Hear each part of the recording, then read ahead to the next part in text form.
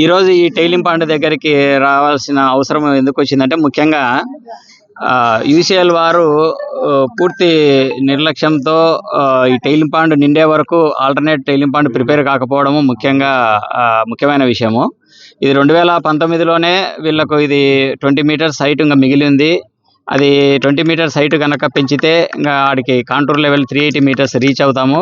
ఆలోపు నెక్స్ట్కు మళ్ళీ tile pond ఏదన్నా యూజ్ చేసుకోవాలంటే కొత్తగా టైల్ పాండ్ కన్స్ట్రక్షన్ చేసుకోవాలనేది ఆ రోజు అధికారులకు అందరికీ తెలుసు.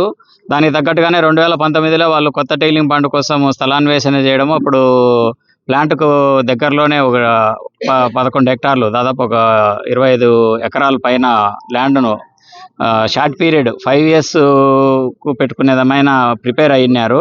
బట్ అది కొంచెం న్యూ టెక్నాలజీతో చేయాల్సిన ఇది ఉండడం వల్ల అది ఫీజిబుల్ కాదని చెప్పి వాళ్ళు డ్రాప్ అయినారు. డ్రాప్ అయినప్పుడు వాళ్ళు ఆల్టర్నేట్గా డ్రాప్ అయ్యి కూడా మళ్ళీ ఇప్పటికి 4 సంవత్సరాలు అవుతుంది. ఈలోపు వాళ్ళు మళ్ళీ కొత్తది ఆల్టర్నేటివ్ టైల్ పాండ్ నిర్మించుకోవాల్సి ఉన్నది. స్థల సేకరణ కానీ పూర్తిగా ఇప్పటి కన్స్ట్రక్షన్ కూడా అయిపోయిండాలి. ఎందుకంటే 2022లో దీన్ని మళ్ళీ ఆల్రెడీ పెంచడము 380 మీటర్స్ రీచ్ అయింది హైట్. అది ఇంకా ఫిల్ అయితే ఇంకా కొత్త చోట వీళ్ళు కట్టుకోవాలనేది తెలిసినా కూడా ఇప్పటి వరకు యూసీఎల్ అధికారులు నిర్లక్ష్యంగా ఆల్టర్నేట్ టైలింగ్ పాండ్ స్థల సేకరణ చేయలేదు, ఇంతవరకు దాని కన్స్ట్రక్షన్ చేయలేదు. అవన్నీ చేయకుండా ఇప్పుడు మమ్మల్ని ఏదో ఈ కాంటూర్ లెవెల్ అయిపోయినాక కూడా ఏదో వీళ్ళు హైట్ పెంచాలనడము ఇది పొల్యూషన్ బోర్డు వాళ్ళు కానీ సేఫ్టీ ప్రకారం కానీ నామ్స్కి విరుద్ధంగా వీళ్ళు ఇప్పుడు హైట్ పెంచాలంటున్నారు. ఈ విషయం కలెక్టర్ గారు కూడా ఈ విషయాన్ని వీళ్ళు అధికారులు కలెక్టర్ గారి దగ్గర కూడా దాచిపెట్టి తప్పుడు సమాచారం ఇస్తున్నారు. ఆర్డీఓ గారికి అన్ని విషయాలు డీటెయిల్గా చెప్పినా కూడా ఆర్డీఓ గారు కలెక్టర్ గారికి సరిగా కన్వే చేయకపోవడం వల్ల ఇప్పుడు ఈ సమస్య వస్తుంది. మేము కూడా కలెక్టర్ సార్కి అప్పీల్ చేయడం ఏమంటే 2019లోనే వీళ్ళు కొత్త టైలింగ్ పాండ్కు శ్రీకారం చుట్టారు. దీనికంటే ముందు ఏమైందంటే 2018లోనే ఇక్కడ బోర్లు కంటామినేషన్ కావడము, పంటలు సరిగా పండకపోవడము, చర్మ వ్యాధులు కానీ రకరకాలైన జబ్బులు కానీ రావడం వల్ల ఆ రోజే ప్రజలు అజిటేషన్ చేస్తే అప్పుడు కలెక్టర్ గారు హరికిషన్ సారు, అప్పటి సిఎండి గారు అస్నాని సారు వీళ్ళందరూ కలిసి కొటాల గ్రామాన్ని 1 సంవత్సరం లోపు తీసుకుంటాము, ప్రస్తుతానికి హైట్ పెంచేదానికి సహకరించండి అని ఆ రోజు కోరడము. సంవత్సరం లోపు కొటాల గ్రామం పూర్తిగా తీసుకుంటూ ఎఫెక్ట్ అయిన ల్యాండ్స్ అన్నీ తీసుకుంటామని మాట చెప్పడం జరిగింది.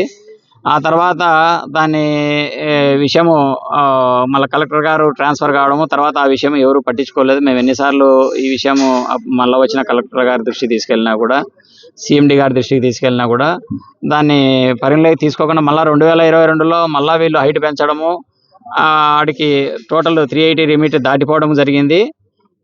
మేము అడిగేది ఏమంటే వీళ్ళు కొత్తది కట్టుకోకపోయినా మాకు సంబంధం లేదు. మేము పాత టైలింగ్ పాండ్ వల్ల నష్టపోతున్నాము. ఇది కేవలం కొటాలకు 500 మీటర్ల దూరంలోనే ఉంది. గాలి వీసినప్పుడల్లా రేడియేషన్ పార్టికల్స్ కానీ దీనివల్ల దుమ్ము ధూళిలో రేడియేషన్ పార్టికల్స్ ఇవన్నీ రావడం వల్ల జబ్బులు వస్తున్నాయి, ప్లస్ గర్భస్రావాలు అవుతున్నాయి, రకరకాలైన ఇబ్బందులు పడుతున్నారు, పంటలు పండడం లేదు. ఈవెన్ జంతువులు కూడా గొర్రెలు ఇవి కూడా జబ్బుల బారిన పడి చనిపోతున్నాయి. ఇన్ని సమస్యల మీద ఈ గ్రామంలో మేము ఉండలేము, మా ఊరు తీసుకోవాలి, మా గ్రామం తీసుకోవాలనేది 2018 నుంచి పోరాడుతూనే ఉన్నారు. ఇప్పటికీ దాన్ని పక్కన పెట్టి 2018 తర్వాత కూడా మా నెత్తిన సంవత్సరానికి 9 లక్షల టన్నుల యురేనియం వేస్ట్ తెచ్చి ఇక్కడ వేస్తున్నారు. అప్పటికి ఒక సంవత్సరం 9 లక్షల టన్నులు అంటే ఇప్పటికి దాదాపు 13 సంవత్సరాలు అయింది ప్లాంట్ స్టార్ట్ అయ్యి, ప్రొడక్షన్ స్టార్ట్ అయ్యి 1 కోటి టన్నుల పైన ఇప్పటికి ఇక్కడ వ్యర్థ పదార్థాలన్నీ కొటాలకు 500 మీటర్ల సమీపంలోనే నిల్వ చేయడం జరిగింది. ముఖ్యంగా ఆ పొద్దు వీళ్ళు టైలింగ్ పాండ్ కట్టేటప్పుడు బేసిక్ ప్రమాణాలు పాటించకపోవడం వల్లనే, కింద బెంటనెట్ వేయకపోవడం వల్లనే అదంతా సీపేజ్ అవ్వడంతో ఈ పంటలు దెబ్బతినడం కానీ, మాకు వాటర్లో యురేనియం కంటామినేషన్ జరగడం కానీ జరిగింది.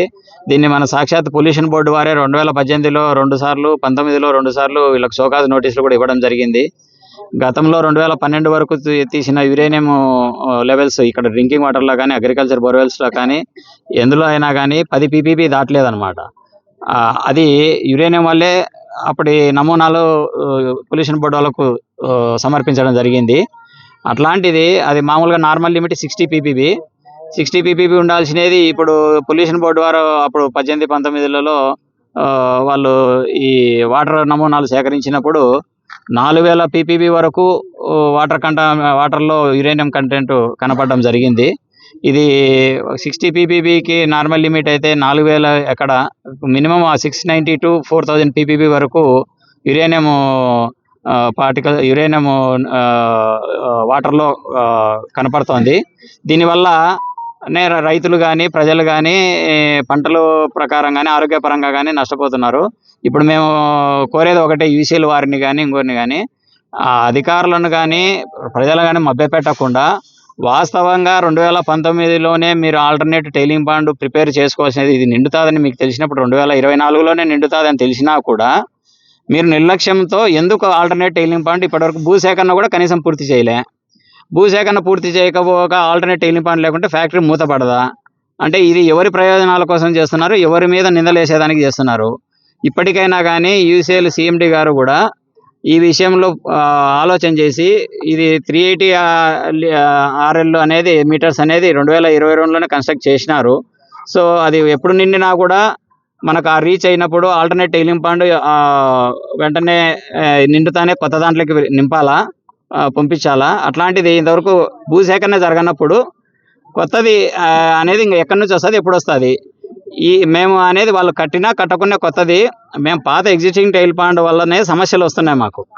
దానికి సంబంధించే మేము ఈ భూసేకరణ కానీ గ్రామం కానీ తీసుకోమని కోరినేది.